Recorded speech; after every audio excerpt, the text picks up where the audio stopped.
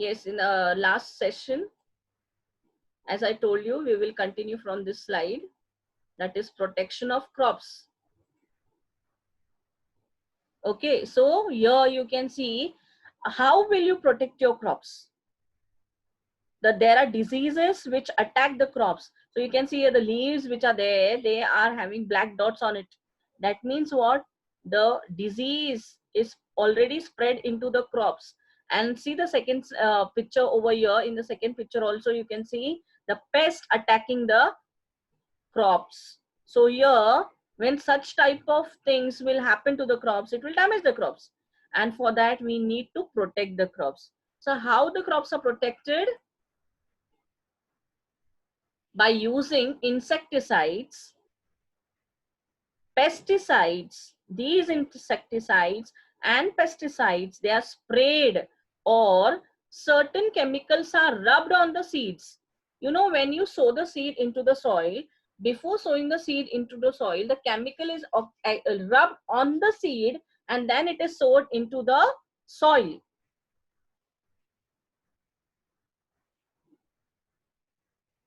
Now, how will you store the food grains? You must be knowing, usually in Mumbai, you hardly store the food grains. But if you go to the village side, in the village area, they will store the food grain for a year. Whether it's wheat, whether it's rice, or different types of dals, they store it and keep. So before storing the food grain, what you are supposed to do?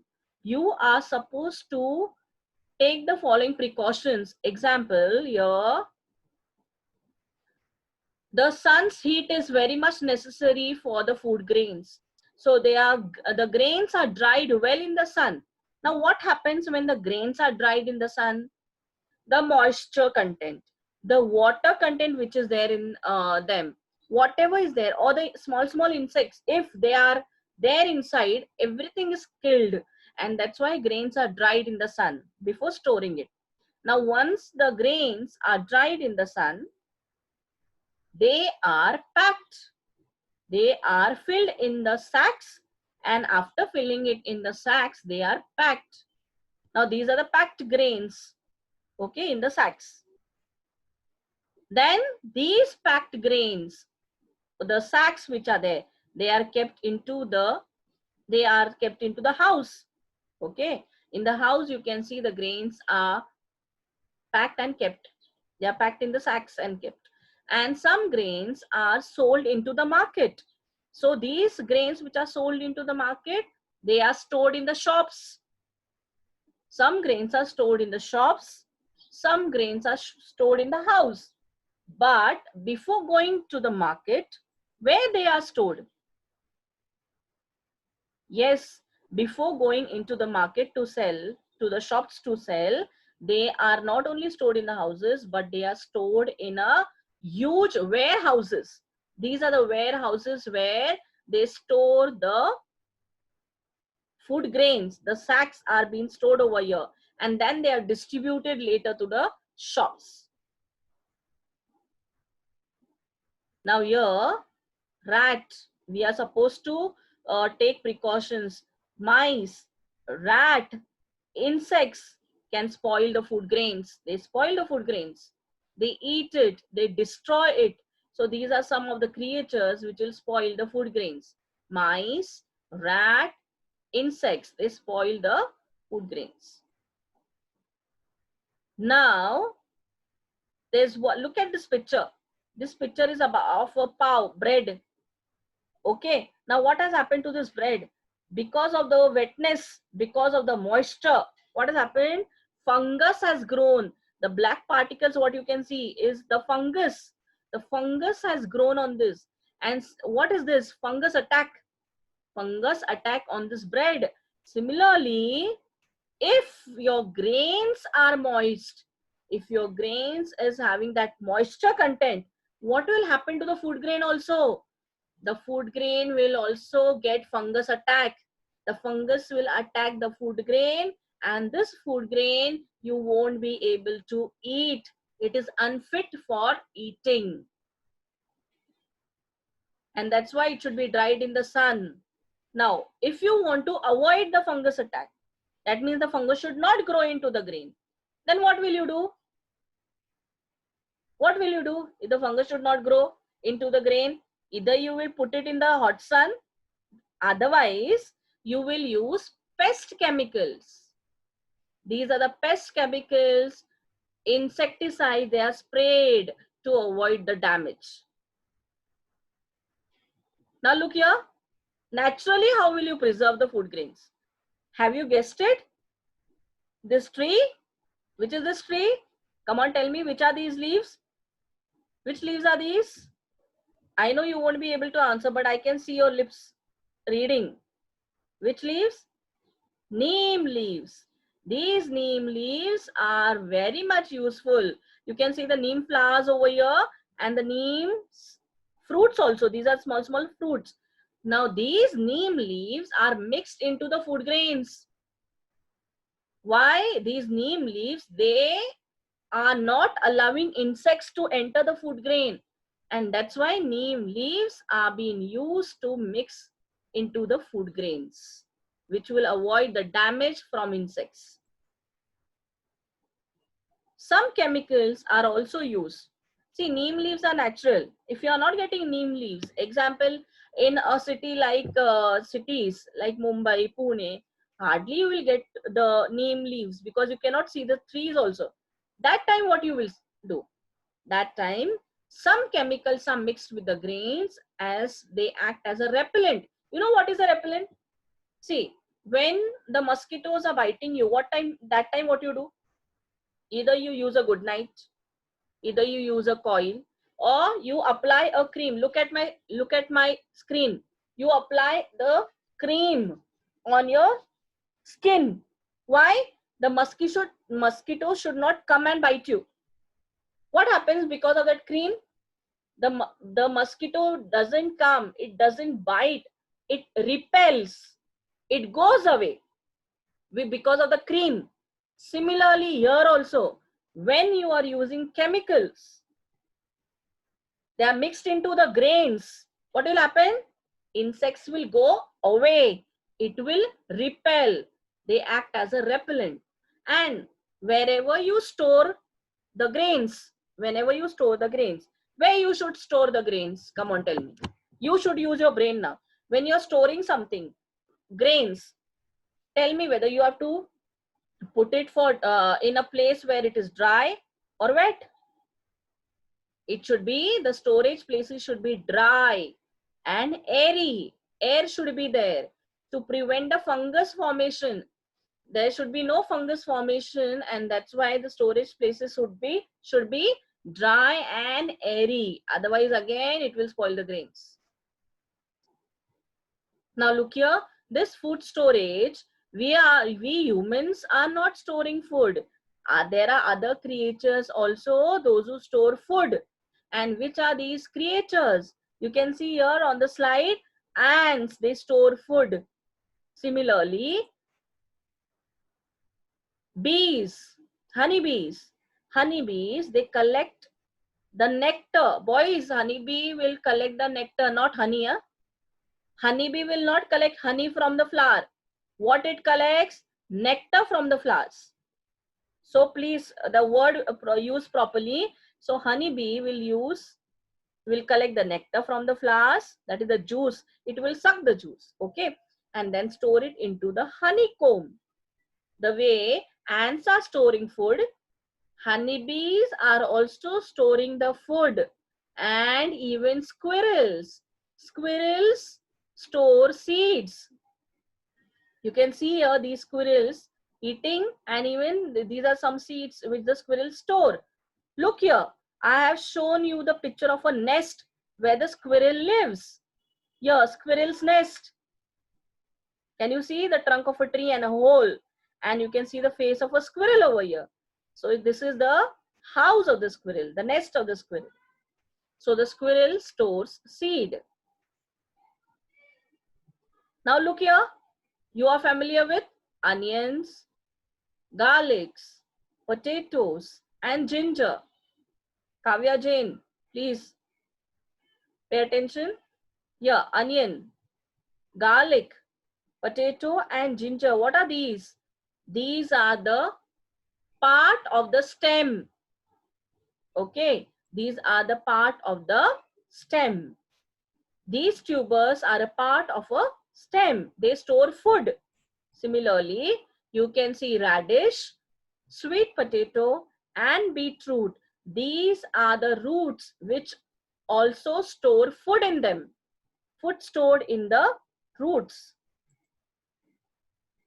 Here, plenty of food grains. Boys, now in India, you have lot of food grains which are produced in India. Why?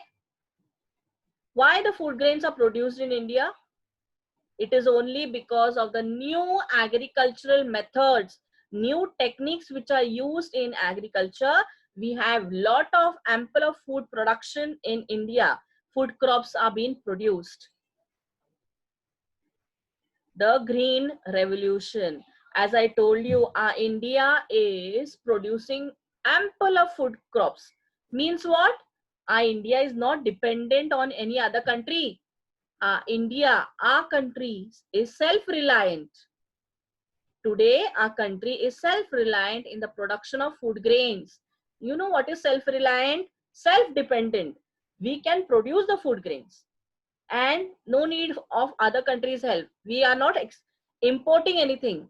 We have ample amount, plenty of food grains in our country. Okay, now what happens? This food grains, our country, the people of our country is using. All the food grains are being produced, they are using it. But the extra food grains, the extra part, that is known as surplus. What it is known as? Surplus. Extra food grains, where they are going? They are exporting. See, we have so much of our production that we are also eating, the people of our country is also eating, still we are left with extra food grains. So this food grains that we export, the surplus grains, export means we export it to the other countries. So there is tremendous increase in the food grains, and it is only because of the Green Revolution. But who took care of it? Whose efforts?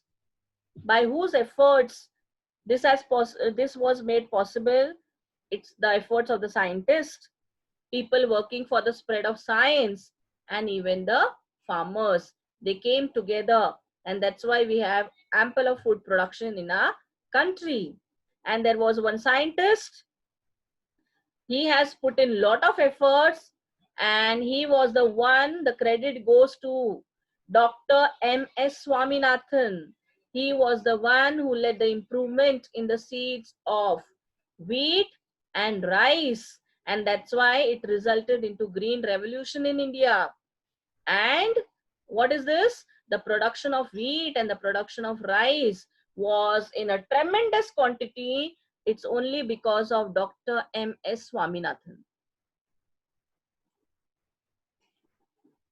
Food security. Now see, production is there in our country, but how the government will know, how the people will know whether the food is reaching to that particular person, whether everyone is getting the food or not.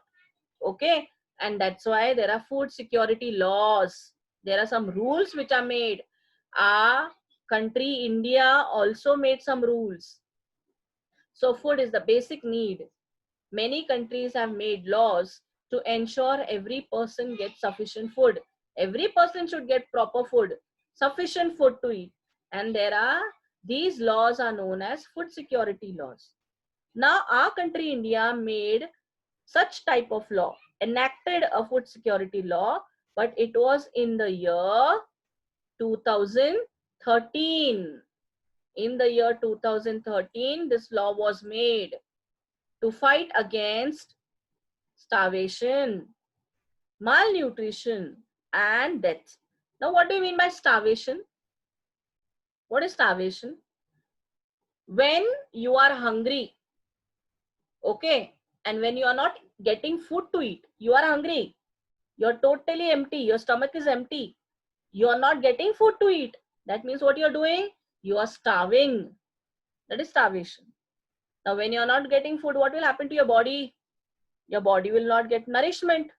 Your body will not get nutrition. Then what you will go for? Your body will go for Malnutrition, you will be undernourished, no nutrition provided to the body, you are starving, undernourished, and finally it will lead to death. The children will die. One same example of this, and that's why there are food security laws made. So there's an example for you boys. Here you can see on the screen that you can see a mother with a child. This child is malnourished, undernourished. Why? The mother is also undernourished. Why? They are starving, they are not getting food to eat. And you can see the face of the child is so pale. Why? No nourishment is given properly. And to avoid this, there are food security laws made. Now, farmers are producing food grains in the fields. Farmers are doing farming, agriculture. But if a proper guidance is given, then they will improve more. Example, a teacher will give you a science project or any other project. A topic is given to you. Later on, you are having some confusion. You made the project and you show it to your teacher. Okay. Then what the teacher will do? The teacher will tell you, beta, you did this very good. Whatever you have done, the project is very good. But you need some improvement more. So the teacher will guide you. Teacher will assist you. And then when the teacher will guide you and assist you, what happens to your project? You will enhance your project. It will be more good. Same thing, when the farmers are given agricultural assistance, agricultural guidance, there are programs, then there will be improvement in the agriculture production also. So farmers are given proper guidance, proper information. But this guidance and information is regarding what?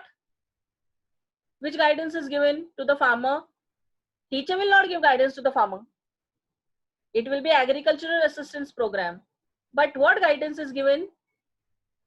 Latest technology which is used in farming, irrigation facilities, improved seeds, fertilizers and pesticides. Which pesticides to use, which fertilizers to use, which technology is there, new technology, weather forecast, information, everything is given to in the assistance centers. Look here, these are agricultural schools. These are the schools. Now, why these schools are there? They provide guidance to the family members. Family members, not only farmers, even family members. Who is doing this? APMC. Do you know APMC market? Sanpada. But what is the full form of APMC? Agricultural Produce Marketing Committee. I hope this is clear today. APMC, Agricultural Produce Marketing Committee.